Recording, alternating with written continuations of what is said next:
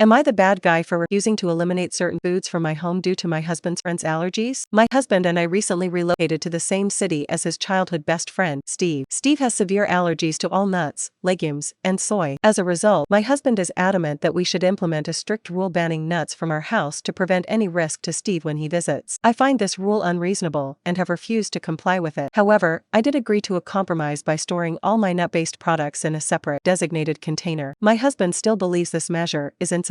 I also suffer from a wheat allergy, yet we still keep wheat-containing foods in the house without any issues. In my opinion, such extreme precautions are unnecessary. I am aware that Steve's allergies, while serious, are not immediately life-threatening. He does not carry an EpiPen, which is typically essential for severe allergic reactions, and he works in the food service industry where he regularly comes into contact with nuts. This indicates that merely being in the same room with nut products will not harm him. By ensuring we do not serve him food containing nuts, and by being vigilant about cross-contamination, I believe we can effectively manage his allergy risk. Moreover, the foods Steve is allergic to constitute a significant portion of my diet. This is my home, not Steve's, so I do not think I should have to eliminate these foods just because he might visit occasionally. Despite this, my husband remains concerned about accidentally causing Steve to have an allergic reaction unless we maintain a completely allergen-free environment. Furthermore, I feel that we should trust Steve's ability to manage his own allergies as an adult. He is aware of his condition and the risks associated with it, and he has presumably developed strategies to navigate these challenges throughout his life. It seems unreasonable to expect us to overhaul our entire household food situation on the off chance that he might come over unannounced. To add some context, my dietary needs are quite specific due to my wheat allergy. Nut-based products, legumes, and soy are important staples in my diet, providing me with essential nutrients and variety that I cannot easily get elsewhere. Removing these items from my home would significantly impact my own nutritional intake and overall well-being. It feels unfair to me to have to sacrifice my dietary needs for someone who does not live with us and only visits occasionally. In addition, maintaining a household free of nuts, legumes, and soy would require constant vigilance and adjustment. We would need to scrutinize every grocery list, read every label meticulously, and potentially avoid certain restaurants and takeout options to prevent bringing these allergens into our home. This level of scrutiny and restriction seems excessive, particularly when Steve himself is regularly exposed to these allergens in his professional life without immediate danger. In summary, while I understand my husband's desire to protect his friend,